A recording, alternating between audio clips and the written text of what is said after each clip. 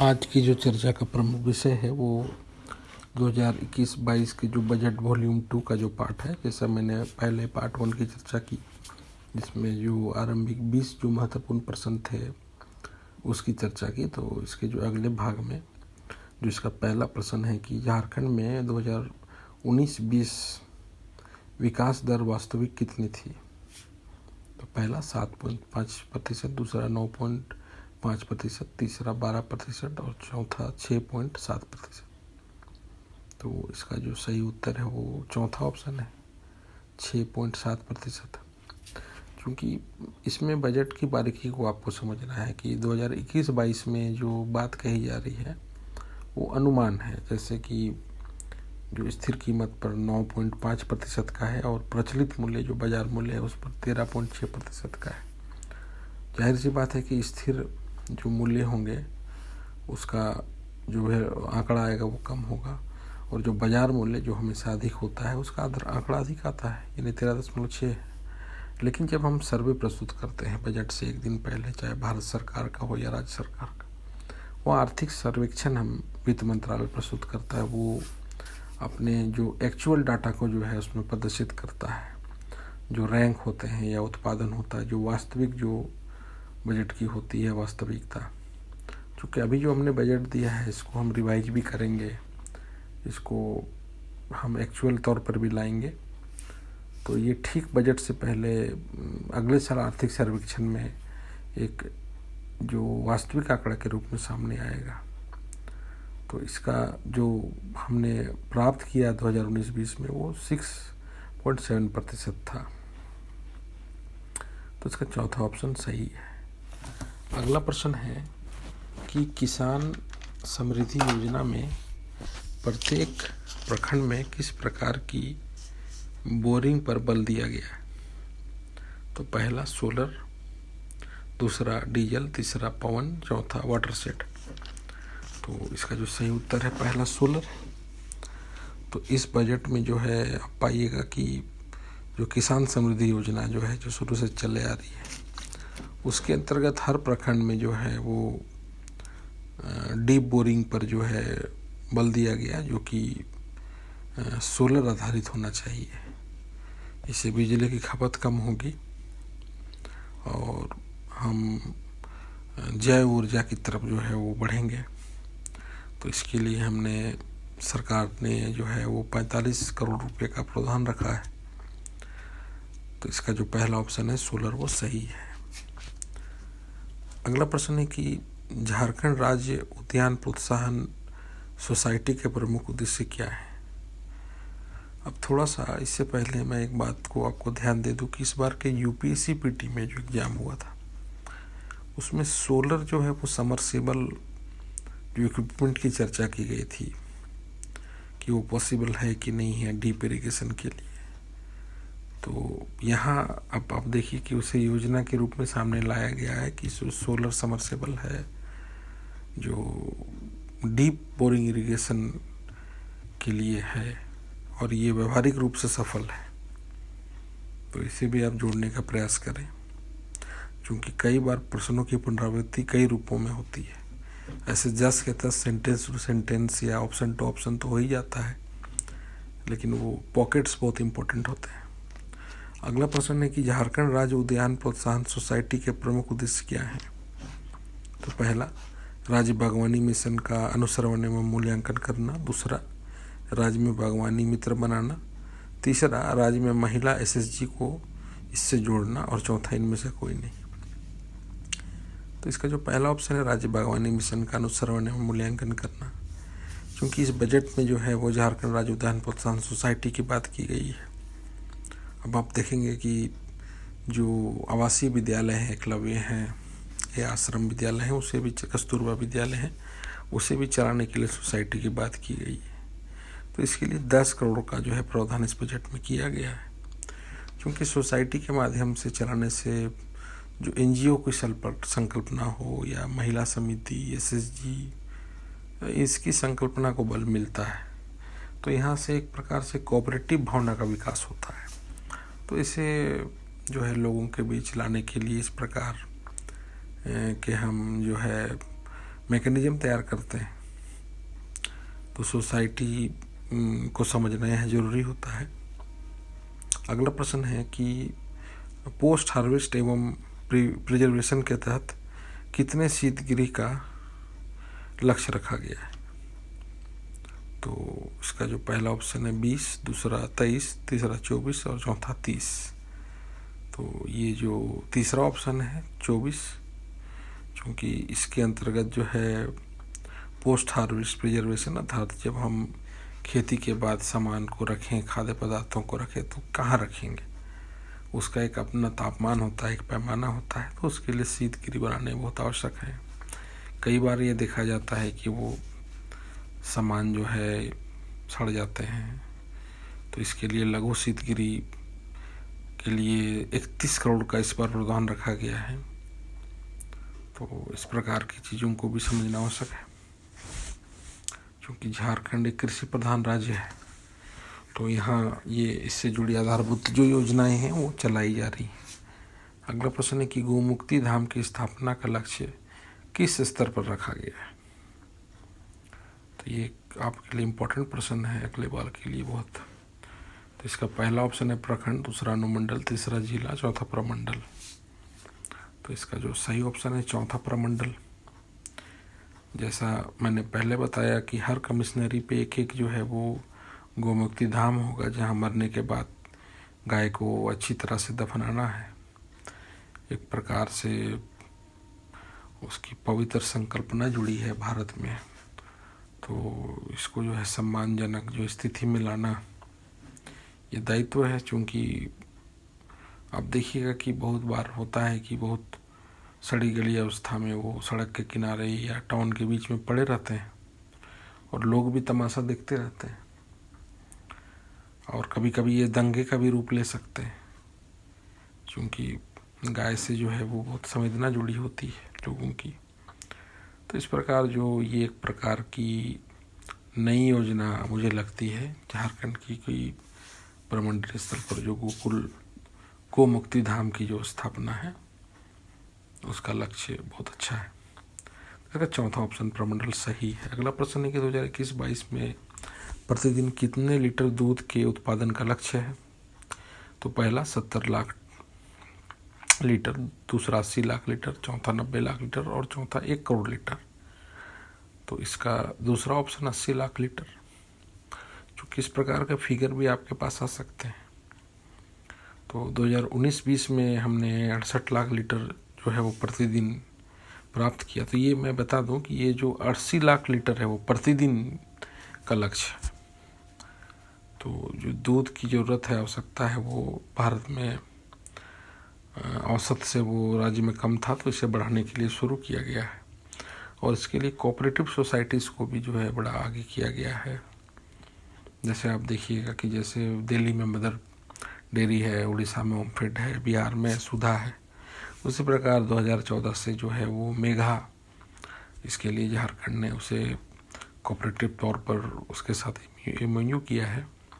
और Jharkhand milk federation जो है 16 जिलों में 669 इकाइयों का निर्माण कर चुकी। इस बजट में भी आप देखें कि जो गिरिडीह है, रांची, जमशेदपुर, मुख्यतः रांची में जो है मिल्क पाउडर यूनिट की स्थापना की बात की गई है। और जो रजिस्टर्ड डेयरी कृषक हैं, यानी 4749 डेयरी कृषक, इसे भी दुधारू जो है गाय जीपीएस युक्त जो है दुधारू गाय देने की बात की गई है। तो ऐसे में जो सरकार का लक्ष्य है दूध उत्पादन के लिए वो काफ़ी महत्वाकांक्षी है। तो इसका जो दूसरा ऑप्शन है 80 लाख लीटर वो सही है। अगला प्रश्न है कि झारखंड में 2021-22 बजट में कितने मछली उत्पादन का लक्ष्य है? तो पहला 2.55 लाख टन मेट्रिक टन, दूसरा 3.5 लाख मेट्रिक टन, चौथा 4 लाख मेट्रिक टन, तीसरा और चौथा 100 लाख मेट्रिक टन। तो इसका जो उत्पादन का लक्ष्य है वो पहला ऑप्शन सही है, 2.55 यानी लाख टन मेट्रिक टन का लक्ष्य है। जैसा 2020-21 में हमने 1.90 लाख मीट्रिक टन प्राप्त किया था, जो आर्थिक समीक्षा में आया। और जो वर्तमान में जो 7,500 मत्स्य बीज जो उत्पादक हैं, यानी मत्स्य बीज के वितरण से जो है मछली के रूप में विकसित होता है। और इस बजट में हमने इसके आधारभूत के तहत जो है नाव उसको सब्सिडी पर, यानी उसको फ्री देने की ही बात की गई है, जिससे स्वरोजगार बढ़े। और जो केज कल्चर है, जैसा आपको झारखंड में मिलेगा, जिसके लिए सरायकेला खरसवां भी लीड कर रहा है, आप इसे चांडिल डैम में देख सकते हैं कि ये व्यवस्था स्वरोजगार के क्षेत्र में बहुत महत्वपूर्ण है, क्योंकि इससे जो है प्रोटीन की आवश्यकता भी पूरी होती है। जो हम अभी आंध्र से या पश्चिम बंगाल से मछली का आयात करते हैं, उससे पर निर्भरता भी बहुत कम होगी। इससे हम खुद इसका सृजन कर सकेंगे। तो अगला प्रश्न है कि मछलियाँ मेगा लिफ्ट सिंचाई जो है का संबंध कहाँ से है। तो इसका जो पहला ऑप्शन है चतरा, दूसरा पलामू, तीसरा दुमका, चौथा खूंटी। तो ये इसका जो तीसरा ऑप्शन दुमका सही है। तो मछलियाँ मेगा लिफ्ट जो इरिगेशन है वो भूमिगत पाइपलाइन पर आधारित सिंचाई व्यवस्था है, जिसके अंतर्गत हम ड्रिप और माइक्रो जो इरिगेशन से हम बड़े कम लागत में और जल के समुचित उपयोग से सिंचाई करेंगे। अगला प्रश्न है कि पलाश ब्रांड का संबंध किससे है। पहला वृक्ष, दूसरा ग्रामीण महिला, तीसरा नक्सली योजना से, चौथा गौ विकास से। तो इसका सही उत्तर है दूसरा ग्रामीण विकास, यानी ग्रामीण महिला विकास से।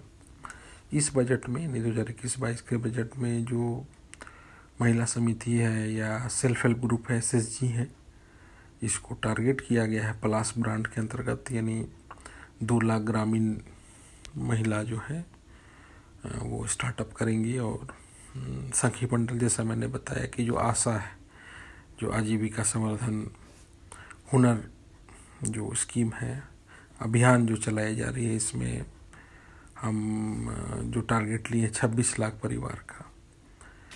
जैसा मैंने बताया कि जो पलाश के अंतर्गत जो ब्रांड में वो 2 लाख ग्रामीण महिला स्टार्टअप में जुड़ी हैं और ये 26 लाख परिवार आशा से जुड़ी हैं। इसके अतिरिक्त जो ग्रामीण आजीविका है वो जोहार यानी झारखंड हार्नेसिंग जो स्कीम है, उससे भी 2 लाख परिवार जुड़े हैं। फिर आप देखिएगा कि जो फूलो झानो अभियान जिसकी मैंने चर्चा पहले की, उसके अंतर्गत भी जो 15,000 से 20,000 महिलाओं का चयन किया गया।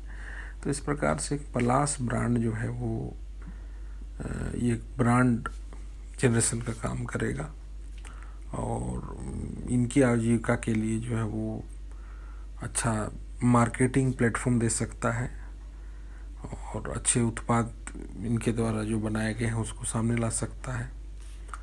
और इससे जो महिला सशक्तिकरण यानी विशेषकर ग्रामीण महिला सशक्तिकरण को बल मिलेगा, प्रोत्साहन मिलेगा। तो इसका जो दूसरा ऑप्शन है वो सही है।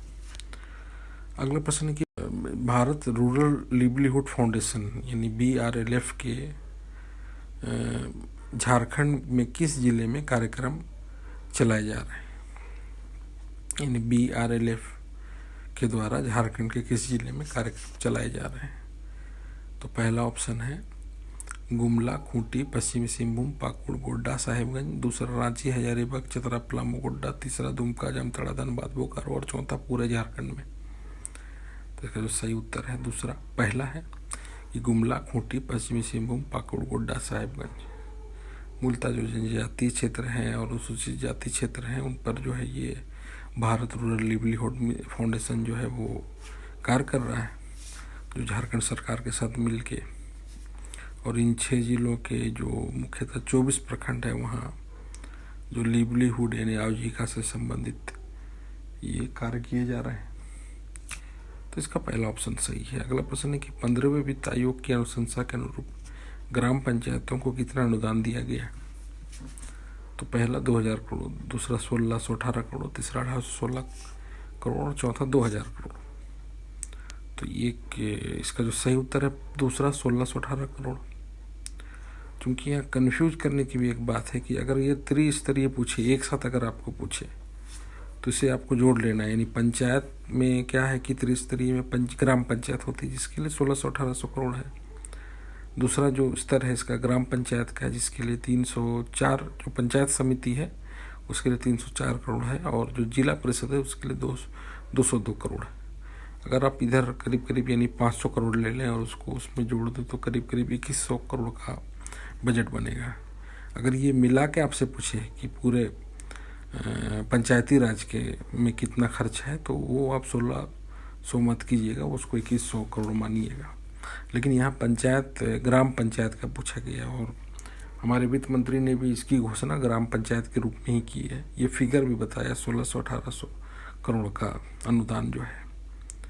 तो ये जो राष्ट्रीय ग्राम स्वराज अभियान है, जिसमें पंचायत स्तर पर जो संरचना है, सचिवालय है, प्रज्ञा केंद्र है, कंप्यूटर है, और उसे जो इलेक्ट्रॉनिक युक्ति से जोड़ना है, इसकी बात की गई है, ताकि राष्ट्रीय ग्राम स्वराज अभियान जो है वो सशक्त हो। और ये जो लक्ष्य है वो 2022 तक रखा गया है। अगला प्रश्न है कि वर्तमान में राज्य में कितने केंद्रों में टीकाकरण कार्य चलाया जा रहा है, ब्रैकेट में कोविड का। तो पहला 129, दूसरा 139, तीसरा 149 और चौथा 100। तो इसका जो सही उत्तर है वो पहला 129, यानी 129 जो वर्तमान बजट में इसकी घोषणा हुई है, जो कोविड-19 से रिलेटेड जो टीकाकरण केंद्र हैं वहाँ ये चलाए जा रहे हैं। और यह उल्लेखनीय बात है कि भारत में जो रिकवरी रेट है, डेथ रेट है कोविड से, वो 97 रिकवरी है, 1.4 मृत्यु है, जबकि झारखंड में उससे बेहतर स्थिति यानी 98.7% रिकवरी है और 0.9% जो है वो मृत्यु है। तो राष्ट्रीय से ये बढ़िया है। इसके अंतर्गत जो आयुष्मान कार्ड है यानी गोल्डन कार्ड का भी लाभ लोगों को मिलेगा, और प्रखंड, राज्य, जिला यानी 3 स्तर पर टास्क फोर्स तैयार होंगे, और फ्रंटलाइन वैक्सीन पे भी दी जा रही है, जैसे डॉक्टरों को है या आंगनबाड़ी सेविकाओं को है, पुलिस को है। तो ये फ्रंटलाइन वैक्सीन में किए जा रहे हैं, और 250 जन औषधि केंद्र भी बनाए जाएंगे। तो इसका जो पहला ऑप्शन 129 सही है। अगला प्रश्न है कि सभी ग्रामीण घरों को पूर्ण जलापूर्ति का लक्ष्य कब तक रखा गया है। तो पहला 2023, दूसरा 2024, तीसरा 2025, चौथा 2030। तो इसका जो सही उत्तर 2024, यानी जो फंक्शनल हाउस टॉप जो फाउंडेशन है उसके तहत एक अप्रोच है कि सभी ग्रामीण घरों को पूर्ण जलापूर्ति मिले, और 2024 तक इसका लक्ष्य है। तो अभी तक जो है बजट स्टेटमेंट में कहा गया कि गिरिडीह और चकुलिया में पूरी तरह जो है शहरी जलापूर्ति को पूरा किया गया। अब आप इस टाइप का जो है यहाँ एब्रिविएशन इस बजट में बहुत बार देखिएगा कि यहाँ वित्त मंत्री बोल रहे हैं, जैसे BRLF है, उसके बाद ये FHTC है, फिर आगे हम चर्चा करेंगे OOSC है। तो इसको थोड़ा सा क्रैक करने का प्रयास करें, समझने का, नोट्स के माध्यम से याद करने का, उसको लिखकर प्रयास करें, क्योंकि ये एग्ज़ाम के समय आपके लिए प्रेशर क्रिएट कर सकता है। तो उसे अभी समझ ले तो अच्छा है। अगला प्रश्न है कि विश्व बैंक एवं एशियन डेवलपमेंट बैंक के सहयोग से झारखंड में किस प्रकार की योजनाएं शुरू हुई हैं। पहला आधारभूत, दूसरा वनीकरण, तीसरा वन्य जीव अभ्यारण्य, चौथा नक्सल क्षेत्र में विकास। तो इसका जो पहला ऑप्शन है आधारभूत। तो वर्तमान में जो विश्व बैंक है, एशियन डेवलपमेंट बैंक है, यानी पिछले बजट से आप अगर देखें तो सड़क, पुल और बिजली, स्वास्थ्य, परामर्श सेवा केंद्र, तो इस प्रकार के जो है कार्य इनके सहयोग से चलाए जा रहे हैं, जो कि बाहरी संप्रेषण द्वारा कार्य किए जा रहे हैं।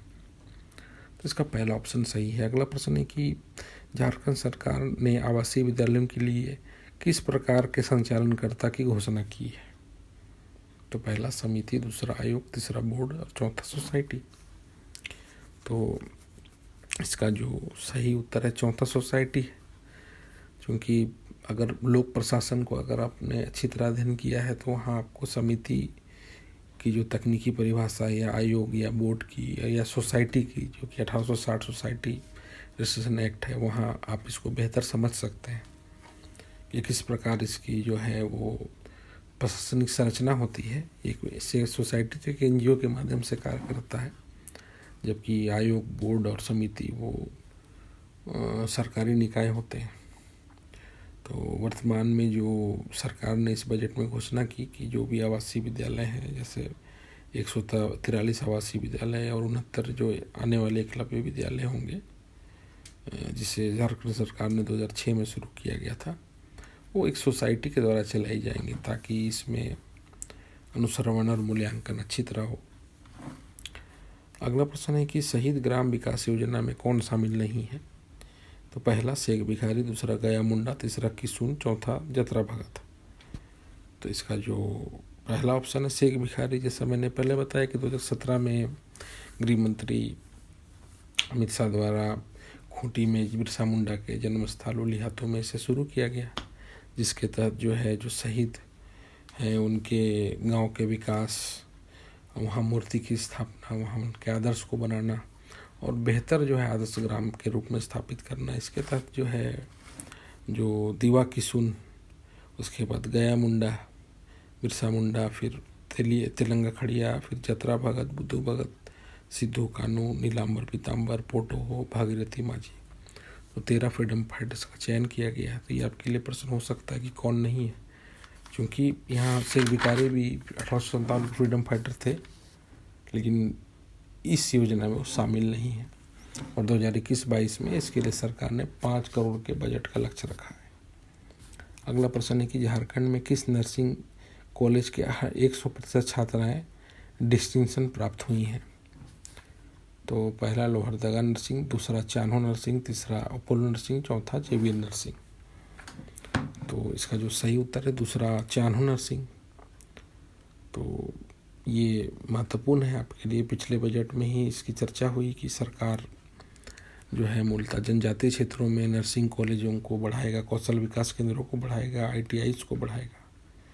अब यहाँ ये बात आई कि यहाँ 100% यानी 92 जो छात्राएँ थी वो डिस्टिंक्शन में पास हुई, अच्छे नंबर में पास हुई, अच्छा ग्रेड मिला और उनको अपोलो में जो है 100% नौकरी में रखा गया। तो इस प्रकार आपके लिए इस प्रकार के प्रश्न भी आ सकते हैं। अगला प्रश्न है कि 2021-22 के बजट में समार क्या है, यानी SAAMAR क्या है? क्योंकि जैसा मैंने बताया कि एब्रिविएशन बहुत इंपॉर्टेंट है बजट में और इसकी घोषणा खुद वित्त मंत्री ने की।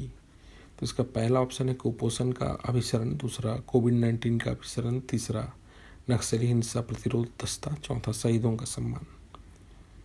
तो इसका जो पहला ऑप्शन है कुपोषण का अभिसरण।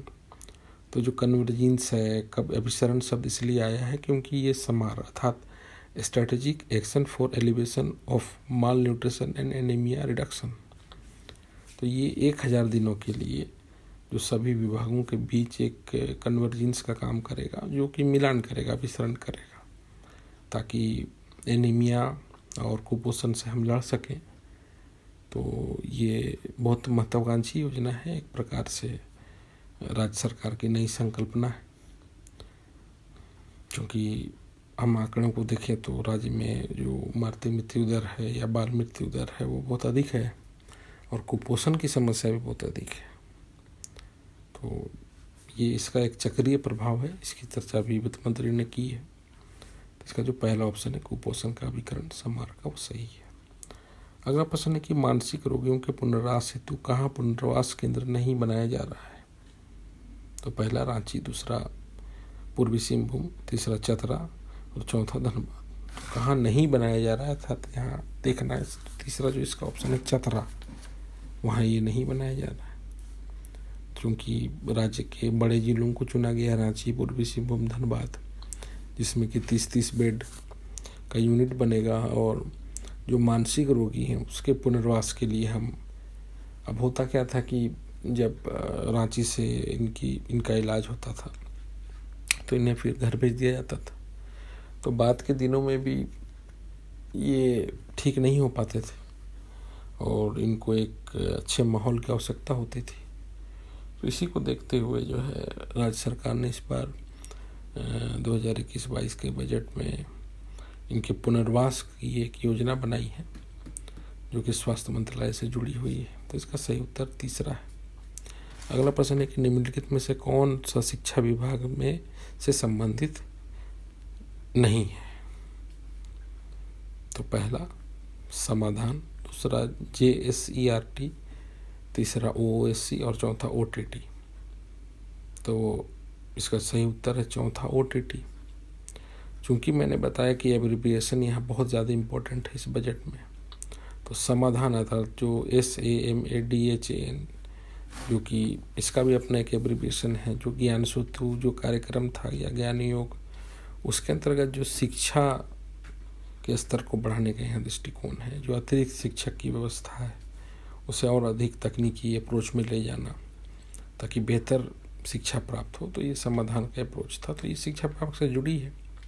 और JCERT अर्थात NCERT जो की तर्ज पर जो है भारत सरकार को देखते हुए जो है राज्य CERT यानी Jharkhand council of education research and training, जहाँ की ये शोध संस्थान डेवलप हों, उसकी बुक भी आती हैं, उस प्रकार के अप्रोच को लाया गया है।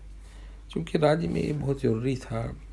आप अगर देखिए कि जब बिहार था, चूँकि हमने जब मैट्रिक एग्ज़ाम जब हमने विद्यालय स्तर पर पढ़ाई की तो बिहार बोर्ड था, वहाँ बिहार टेक्स्ट बुक कमेटी यानी BTC की पुस्तकें आती थी। जो टीच योर सेल्फ है बुक, वो भी एक प्रकार से एक सरकारी पब्लिकेशन से आता था। NCERT की बुक तो खैर अभी भी आती है, बिहार ग्रंथालय की किताबें थी। तो ऐसा झारखंड में हमें देखने को नहीं मिला कुछ कि झारखंड ग्रंथालय की पुस्तकें हों या Jharkhand council of education research and training की पुस्तक हो, जो कि एक मानक को स्थापित करें। तो यहाँ जो निजी प्रकाशन है वो बहुत हावी है, तो इस प्रकार ये जोड़ा गया है। और जो OOSC है अर्थात आउट ऑफ स्कूल चिल्ड्रन, जो कि एक डाटाबेस बनाएगा क्योंकि कितने प्रतिशत बच्चे छूटे हैं या ड्रॉप आउट किए गए हैं, और उसके आधार पर कार्य किया जाएगा। चूँकि शिक्षा का जो अभी कानून है वो अधिकार के रूप में स्थापित हो गया है और वो जीवन के अधिकार से जुड़ा है, यानी अनुच्छेद 21 से, तो इसके लिए काम किया जा रहा है। और चौथा जो इसका गलत ऑप्शन है वो OTT जो ओवर द टॉप है, वो उसका संबंध सूचना प्रौद्योगिकी से है, ना कि शिक्षा व्यवस्था से। तो अर्थात जो इसका जो चौथा ऑप्शन है वो सही है। तो इस प्रकार जो है बजट के और विभागों को पढ़ के उसमें दृष्टिकोण विकसित कर सकते हैं, उससे चीज़ों को निकाल सकते हैं, वो हर रूप में आपके लिए प्रभावी हो सकता है। एग्जाम के दृष्टिकोण से ही नहीं, एक सामान्य ज्ञान के दृष्टिकोण से भी आपके लिए महत्वपूर्ण है, क्योंकि आप बजट जो है वो लोगों के लिए बनाया जाता है, तो उससे आप फ़ायदा भी ले सकते हैं।